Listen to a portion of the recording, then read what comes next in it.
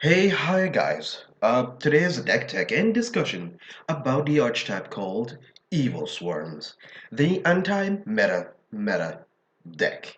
It's been around for a while, and it's been on everybody's radar just about from the OCG to the Oceanic to the TCG.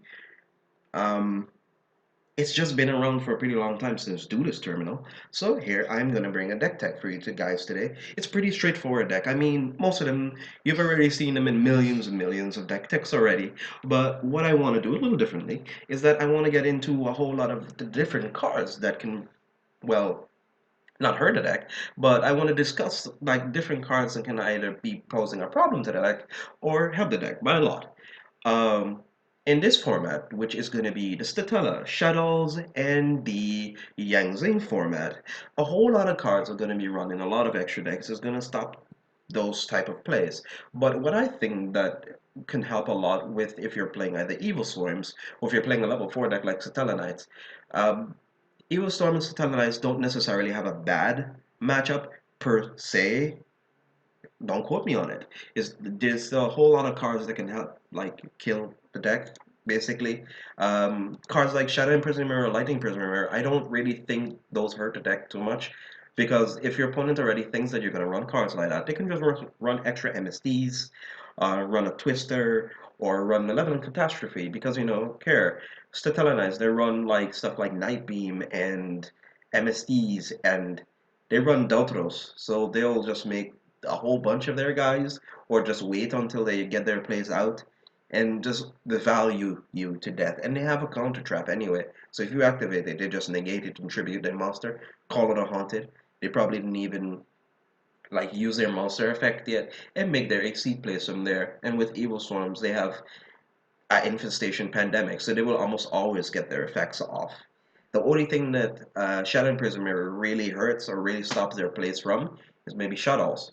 But a lot of Shadow decks are going to be running stuff like Morio Tech, which is called like the Shat deck, which is like the you play three Sanctums, three Morio Techs, and maybe one of the 1400 attack one where you can pop your back row with, which will be pretty sweet. And they play probably like three ignitions and two MSDs, so that's like six removal. No, that's about seven removal right there because you play the two MSDs, of course. So then you gotta count the Sanctums as also removal spells too, so that's even three more. So that's about 10 removal. If you MSD the Sanctum, of course, they'll chain Moria attack and pop your monster, and then the Sanctum will go in and will pop a card. But that being the case, Moria attack has a hard time being summoned when you have a Ophion in play. And any Shadow monster, just in general, any Shadow fusion monster has just a hard time being summoned anyway. But the only problem that this deck has is that the deck's draws can be pretty dead. So then there's a lot of people who run like Upstart Goblin and stuff like that, which allows you to get a little deeper in your deck because you technically play 37 cards then, give or take. But I have a very pensive thing about me running life point gain cards for your opponent. Then if I would rather waste a turn of me giving my opponent cards, then I'd rather play shit like Shroud of Greed, which is worse than Upstart Goblin. But I hate giving my opponents life points when they have enough targets to use for Soul Charge. Soul Charges might not be that hot a commodity at the moment, or there's a lot of things that you can be running instead of Soul Charge if you want to play like a Monster Reborn-esque type of card. You could rather run stuff like Call of the Haunted or whatever. But then with Statella, you could run them side by side, so that's totally besides the point. But enough of me ranting about the initial depictions of how the deck is going to be played out. I'll get back into it a little later. I'm just going to run through you guys, the deck. I run about 16 monsters, 10 spells, 14 traps, which consist of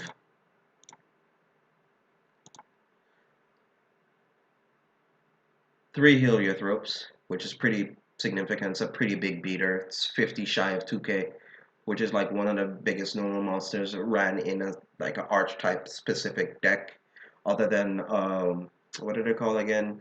Oh, right there, the Evilswarm. But that's with Jurguaiba and all the 19 beater normal monsters. Let's see. Evilswarm Coster, which is pretty sweet. Run three of them, of course. Thunderbirds. OCG, you actually run this Evilswarm monster. Where is it? Effects. E Evil. Where is it? I have to type it out, the full name.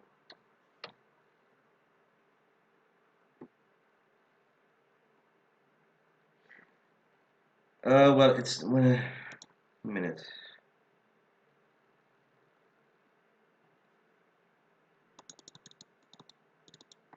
Here we go. Evilswarm Azazel, where you can target one special summon monster on the field and shuffle that target back into the deck, which it can help against like mirror matching. A lot of people like to special summon this format, and it has a pretty big ass. Basically, it's 1950, opposite of Heliothrop, kind of shy of 100, if you were to say the exact opposite. So you would take out like the two Thunderbirds because it's like a slow rolling card. If you have one of the Thunderbirds, your opponent has to waste like two cards to get rid of the bitch, or they need to change something in the damage step, and that's probably it's more likely to happen now in this format. But who the fuck would want to chain a Forbidden Chalice to a Thunderbird? Nobody will. Nobody would. Stuff like Forbidden Lands can probably hurt this deck pretty much also because you attack into something and your opponent just chains it in the damage step and you can't really react with anything unless you have like a Forbidden Chalice, which can be pretty predominant in this format right now because it stops flip effects like exactly like Azazel. Let's see. Three Korakions, pretty staple. Mandragora is pretty staple. I don't know if these will be kept in the decks anymore because of mid-rush or anything. Ophion gets pretty easily over mid-rush and often at the time stop mid-rush from even hitting the board. But I mean, if mid-rush is already in play, your opponent probably has a first turn play, and you special summon Mandragora, you cannot go for your Ophion play because you can only special summon once per turn. So it kind of hurts you because this ends up being like a pretty dead card in your hand. But then again, you can just go to Bahamut and make a Bahamut and discard, and you can take over their mid-rush, and you can kick for a pretty sweet 45 since this is 2350 mid-rush is 2200 22 yeah 2550 math. It's a pretty sweet thing. Rescue Rabbit, one copy of, because you know Konami said no to the rabbit decks for a while back. Two Rotas, pretty sweet. It's back. Gives Warrior decks a chance now, so Tellarknights is going to be pretty predominant because of it. Because you can always search for your plays for days. Plays for the days. One Dark Hole, three MST. Two is going to be run these days because, you know, MSTs, it hurts you more than it helps you a lot of times. It's technically the card you want to react to a card that's already being activated face up in field, like a continuous trap card, a crypt spell, or a field spell, rather than blind MSTing. It's kinda not like a very good thing to do nowadays, unless you know your opponent plays a very low budget deck or you know the player is not. Sometimes it's just okay, you YOLO and you chance it. That's I hate blind MSTs. Do not blind MST people. It hurts you more than it helps you. Book of Moon, Infestation Pandemics, because you know Ophion needs targets, kind of helps. Bottomless Trap Soul, Mirror Force, Torrential. Mirror Force is a more of a reactive card, so it's kind of slow. Uh, just like Prison, those are kind of the three cards that are pretty slow. They don't really do too much until your monster has the necessary targets for it. Or same thing like Fiendish Chain. A lot of this. Let me explain like some small thing about the deck though. The deck is basically anti-meta. So what you quite put in your spell and trap lineup is all dependent on you. The core of the deck is this really. The infestations, the infection, the monsters, basically, because you will not. The fuck you'll change on this, really. The spells and traps is all dependent on you. It's kind of all your preference. That's kind of like when I played the deck for a while, why I liked playing it. And I played this deck for a lot of locals. I played this at my locals a lot of times. Well, our locals don't really have tournaments, but I played it against a whole lot of bad matchups and a whole lot of good matchups. And mostly the ones that I won was just basically on my trap and spell lineup. A lot of the matchups because your core doesn't change. It's just how you play your core out and how you get your plays out, and that's all that matters. Let's see. My extra deck, I play one crazy box. I did not play this before, but I play this now. Ouroboros, it kind of helps pretty. It helps okay if you have a situation where you can normal summon more than once. Like say for example, you can normal summon a caster, uh, normal summon caster effect, get your Karikian effect, banish like a Ophion or dead, exceed Evil Swarm in your graveyard, add and next he will summon from your graveyard to have normal summon. I think maybe attack for a shitload if you have an infection in hand, or if you can't get rid of the monster, you gotta sadly minus yourself by fucking 2 or 3 I think, and make this guy, which can get rid of the monster, or you can just kick over it neutrally, bait out a back row or something. But if they let like 3 of these fucking monsters resolve and play, I think I think they don't really have much of anything, or unless they're sitting on a mirror force or prison. Like say for example, like those type of things. Let's see. 3 of the boss monsters, Ophion, tutor of the deck. It searches out whatever you need to get out of it. I didn't say tutor, I said tutor. Tutor. It searches out for things that you need, and it does things that you need to get it done. Uh, if he has a material, your opponent can't play Yu-Gi-Oh! Basically, they play a Sylvan deck or a um, not spellbooks. It hurts spellbooks a little bit if your opponent's sitting with like 2 pieces in their hand and a whole bunch of spell cards, and they don't even have a magician first turn play. And that's why I like to run Breakthrough Skill, not because of the spellbook matchup, but because there are a whole lot of card effects that when they're summoned into play and your opponent tributes stuff for them, they resolve in the graveyard, and Breakthrough Skill kind of helps stop a few of them, at least. Not all of them, but a few of them. Because some of them by effect and others by cost. This stops stuff that do by effect. This stops some of the stuff by cost, not all of it. Let's see, Master Key Beetle helps the lot, really, essentially. So kind of you emptiness and you Key Beetle and your opponent can't get rid of your fucking card, which is pretty hilarious. Because they can't play Yu-Gi-Oh! Unless they, like, uh, chalice this, which will hurt you. Let's see, Bahamut, pretty nice. You don't run more than one of this. You can run more than one, but then your core will probably be different, or your playstyle will probably be different, or your spell and trap lines are also different. Thanatos gets over hands, that's why I run it. And it's just a pretty okay card. It's an okay card. It does stuff for you in the long run. Let's see. Black Ship of Corn, I look at this more as a removal spell other than anything else. It gets rid of the monster that what's annoying, that you can't destroy it, like a Zenmaines or something. Or a fuck is it named? The card that nobody plays anymore. Maestro kind of replaced it.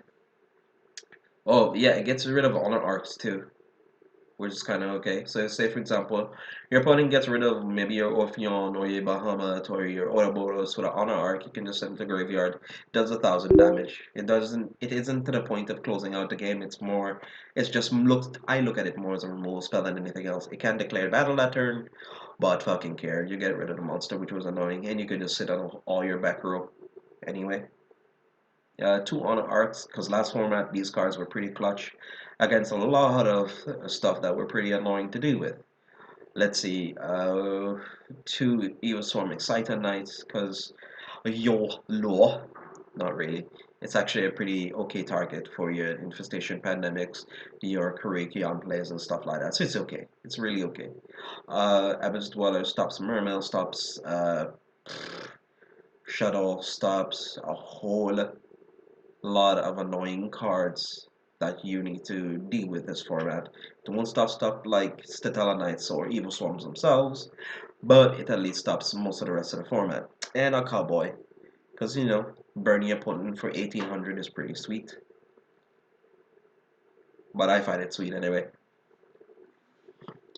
Let's see. With the side deck, I will not really get too much into this, really, to be honest.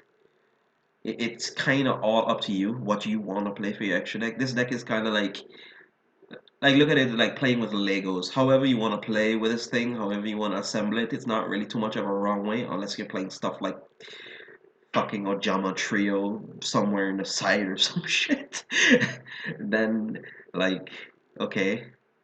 But I find what can be a staple in this format is Maxi though. Been looking at it and I've been reading its text and I find it kind of okay. It doesn't quite net you the pluses that you want it to net you, but it can. Against the Tellarknights, this thing is fucking golden. Oh my god. This card would be so good against that deck. It kind of they'll probably make like one exceed or two exceeds or whatever, or they'll just make the one they require three, but that's like two cards already from just the monsters alone. And if they go to an exceed, it's already more than your plus that you'll need. So if they make that Deltaros and like pop your shit, you're like, well, okay, just do three cards from you, but fine, pop my one card. That's fine, sir. Let's see. I don't know. I guess I can still go into it with you guys. Twister, Dimensional Fissure, Macrocosmos. A lot of people are actually maining this instead of like Vanity's Emptiness because of Shadows. Two Vanity's Emptiness because, you know, fuck players who want to play Yu-Gi-Oh! It goes in match. This deck dies to Rivalry Warlords. Be careful about that, guys. So running stuff like extra like Twister or Wiretaps saves your asses a lot, and that's why I run technically three in my full set. That's why I run 3 in my 70. In my 55, I mean, sorry. Let's see. Lighting Prison Mirrors, because, you know, fuck Light Swarms. Like, okay, you can't drop JD with this effect, but they could make a lot of stuff like Honor Arc and, like, Black Ship and Dweller and stuff. I mean, no, not for that deck, sorry. But they can run a whole lot of, and make a whole lot of annoying shit that can get rid of your Ophion. Nothing level 5 or higher, of course, but I mean still, the other stuff. Just the other annoying exceeds that can deal with this deck. And this hurts the Talonites a little bit, not too much, but at least more than enough to at least get you back into the game for a while. They can just still normal summon monsters and activate their counter traps and shit, but hey, you don't know what your opponent has until he has it, so it helps. Warrior taps and debunks, which Warrior taps might not be as good as they used to be before, but I guess they stopped Sanctums and Sinister Shadow, so I still would run them if I was still running this deck. The deck that I'm running, I can't quite tell you guys what it is yet, but yeah, it's pretty much one of the big three of this format. Two debunks, which is pretty sweet, which stops shuttles and stops a whole lot of annoying shit that resolve in the graveyard, like Maxis or Veilers. But guys, I will thank you guys for sitting around, taking a listen, being as awesome as you guys are, and taking interest into my videos. If this is your first time viewing this, welcome. If you're a repeat visitor, I am sorry for not putting up enough consistent videos as I should, and forgive me for that. But one thing I just want to say to you guys: stay awesome, be awesome, and have a wonderful day. Laters.